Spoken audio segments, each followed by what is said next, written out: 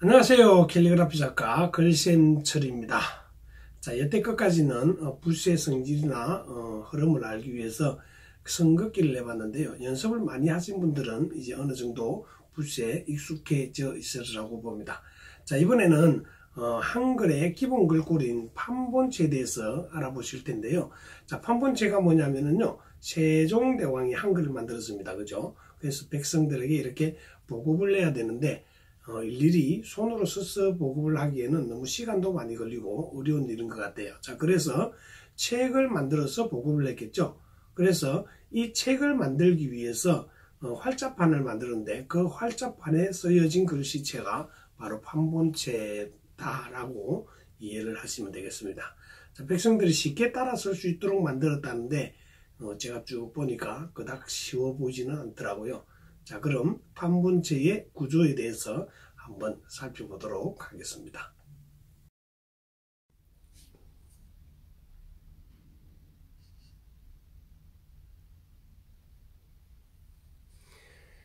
자, 판본체는 이렇게 가로와 세로가 똑같은 정사각형이 있다고 보면은요.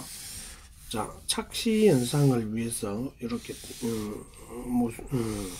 모서리 부분이 이게 무슨 부분이죠? 테두리 부분에 어느 정도 여유를 남겨둡니다. 자, 이건 나중에 설명을 하기로 하고요.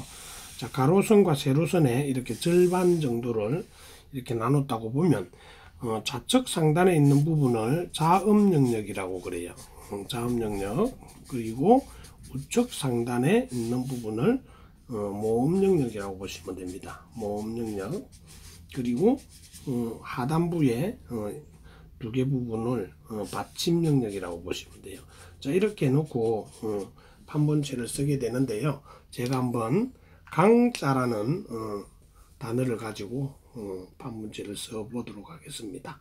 자, 붓에 이렇게 먹을 묻혀서 자, 역입으로 시작을 합니다. 역입으로 해서 붓을 넘깁니다. 붓을 넘겨서 자, 꺾기가 들어가죠. 살짝 들어서 진행하는 반대 방향으로 가서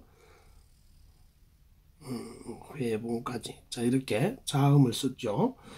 자, 이렇게 유성펜으로 이렇게 테두리를 그리다 보니까 먹이 잘 안 먹네, 그죠?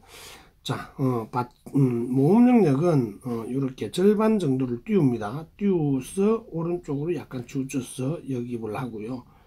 자, 넘겨서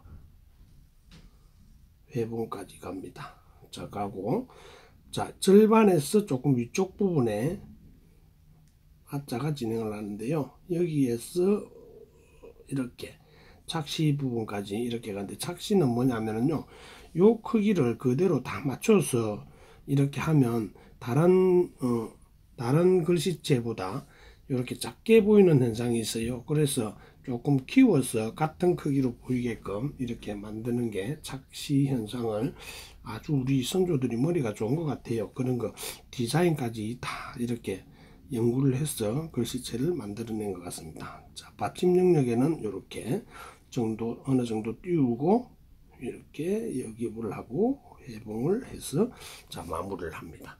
자, 이제 강자를 써봤는데요. 자, 자음 영역에서는 이 영역을 전체를 다 이렇게 채워 넣었어요. 근데 여기에서는 어느 정도의 띄우는 부분이 있죠. 거기에서 보면 자음에 비해서 모음은 상당히 작은 영역을 차지하고 있습니다. 자, 그리고 받침 영역은요, 왜 여기를 꽉 채워서 하지를 않습니까? 꽉 채워서 하지를 않습니다. 정사각형을 기본으로 해서 이렇게 하기 때문에 어느 정도 띄우고 거기에 정사각형에 맞는 그런 이형자를 그리게 되는 것이죠. 자, 이렇게 해서 판본체의 기본 글씨체, 가장 기본 글꼴인 기역과 아 그리고 이형을 통해 가지고 강자라는 단어를 가지고 이렇게 판본체를 완성을 해 봤습니다. 자, 이제는 자음과 모음, 받침을 하나하나 띄워서 연습을 해 보도록 그렇게 하겠습니다. 자, 이제 자음을 하나하나 적어 볼 텐데요. 제가 이렇게 정사각형을 하나 그려 놨습니다. 자, 조금 전에 강자를 적어 볼 때 기역자는 적어 봤으니까 아실 텐데요. 자, 역입을 해서 나갑니다. 어느 정도 위치에서 자, 꺾기를 할 텐데요. 진행하려는 반대 방향으로 가서 눕힙니다. 자, 회봉까지. 유성이라서 그런지 이렇게 먹이 잘 안 먹어요. 이해를 하시고, 자, 기역자를 썼고요. 니은도 똑같죠. 역입을 해서 갑니다. 자, 이렇게 틀을 만들어 놓고 쓰는 수도 있지만, 이렇게 마음속으로 틀이 있다라고 생각을 하고 이렇게 연습을 하시는 게 훨씬 더 감각적으로 발전이 빠를 것 같아요. 자, 그리고 한글을 쓸 때 이제 어릴 때 기억을 완전히 까먹고 계시는 분들이 상당히 많더라고요.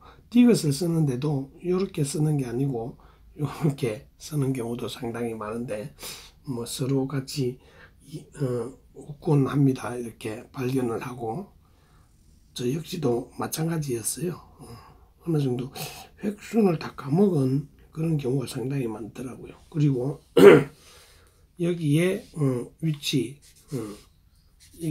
지금도 잘못됐죠. 조금 많이 나왔는데 맞춰야 되는 게 정상인 것 같아요. 이런 것도 질문을 하시는 분들이 상당히 많더라고요. 디귿 다음에 리을을 써봅니다. 역입을 하고 기역과 디귿이 합쳐진 게 리을이죠.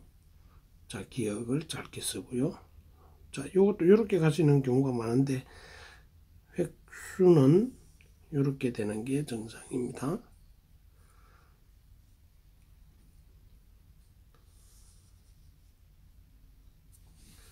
자, 이렇게 해서 여기에 간격이 똑같아야 돼요. 자, 리을 미음도 일자를 세로선을 먼저 긋고요. 그래서 긋기를 하고 다음에 이렇게 해서 회봉을 하고 자, 이렇게 미음. 자, 비읍 같은 경우에는 많이들 질문을 하시는 분들이 많은데 획순을 많이 헷갈려 하세요. 우리가 배울 때는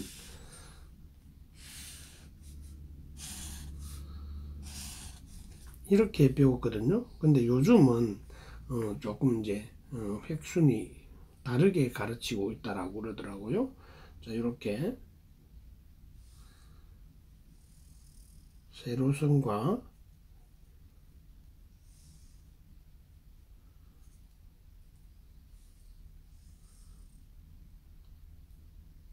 이렇게 가로선 이렇게 바꿔가면서 이렇게 쓰신다고 그래요. 우리 배울 때는 이렇게 배웠는데요 라고 말씀하시면 요게 맞는데요 라고 하시는 분들도 있는데 요즘 학교마다 이렇게 가르치는 선생님 이렇게 가르치는 선생님 이렇게 다 다르기 때문에 논란이 많이 된다라고 그래요. 근데 가만히 보면 서예 하시는 분들이나 이런 분들 말 들어보면 요게 맞는 것 같기도 하고 우리가 배울 때는 요게 맞는 것 같기도 하고 그런데 두 가지를 병행을 해서 사용을 해도 된다라고 그럽니다. 자, 그렇게 하고 비읍 그 다음에 시옷 같은 경우에 시옷을 이렇게 쓰시는 분들이 많죠. 판본체는 맞지 않습니다. 자, 판본체는 이렇게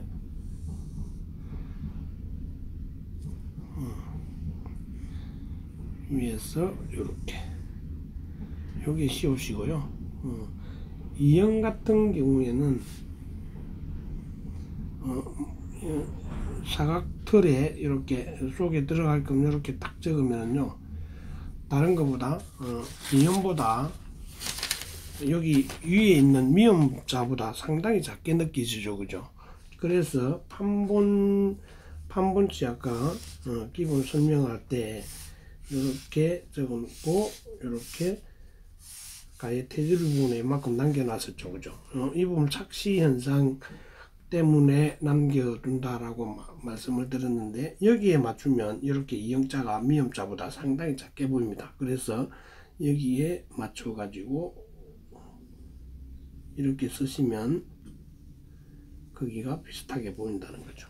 자, 이게 착시 현상에 이 공간을 놔두고 이렇게 했다라는 게 상당히 과학적으로 우리 조상님들이 세종대왕 그분께서 이렇게 만드셨다는 게 상당히 저는 존경스럽고 상당히 과학적이라고 생각하고 아주 자부심을 느끼는 부분이라고 생각합니다. 자, 시옷, 이영, 다음에 지옷, 지옷을 써야 될 텐데요. 지옷은 시옷에 이렇게 가로선 하나만 덧댄 거라고 보시면 되겠죠. 자, 가로선을 먼저 긋고요.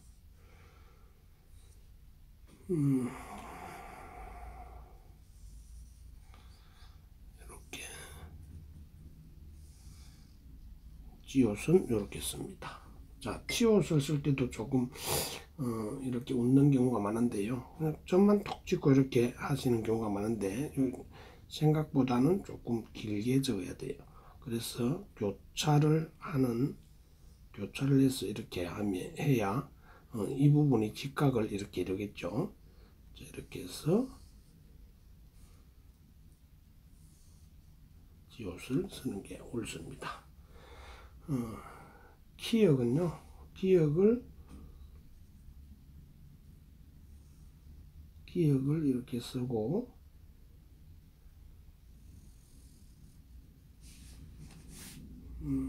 그 다음에 맞춰서 이렇게 절반 정도에서 이렇게 해서 마무리합니다. 다음은 티것이죠.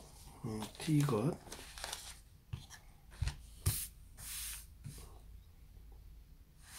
티것도 요렇게 가서 요렇게 중간에 끊는 그런 분들도 상당히 많으세요. 오늘 핵순에 따라서 하면 가로선을 먼저 긋고 다시 가로선을 긋고 또 내려와서 세로선과 가로선 이렇게 해서 자, 이 부분과 이 부분이 같은 간격이 돼야 되겠죠. 다음은 피역. 자, 얘기 보려고요.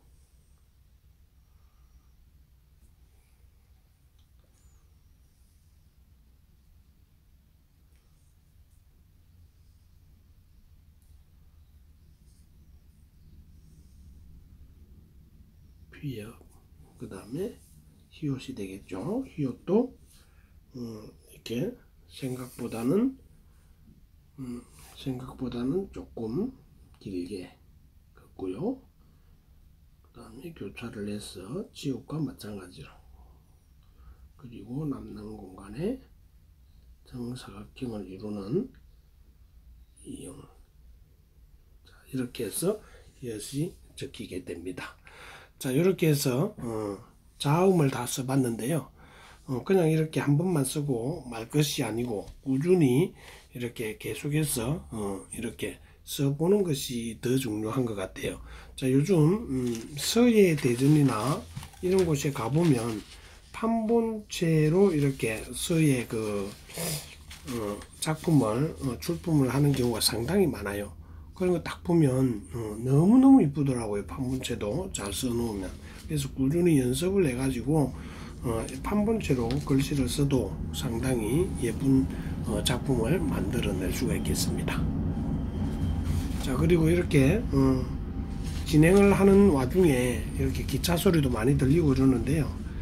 제가 제 공방이 위치한 자리가 이렇게 철길 옆이에요. 철길 옆인데 부산역에서 출발하는 열차 아니면 부산역으로 들어오는 그런 열차들은 모두 여기 제 공방 옆을 지나게 됩니다. 처음에는 상당히 운치도 있고 너무너무 좋다라고 했는데 나중에는 이 소리가 좀 노이로제 비슷하게 이렇게 들리더라고요. 근데 이제 조금 지나서는 지나가는 것조차 느끼지 못했는데 이렇게 촬영을 하다 보니까 신경이 많이 쓰이게 됩니다. 이렇게 또 들리더라도 양해를 해 주시고 넘어가 주시면 대단히 고맙겠습니다.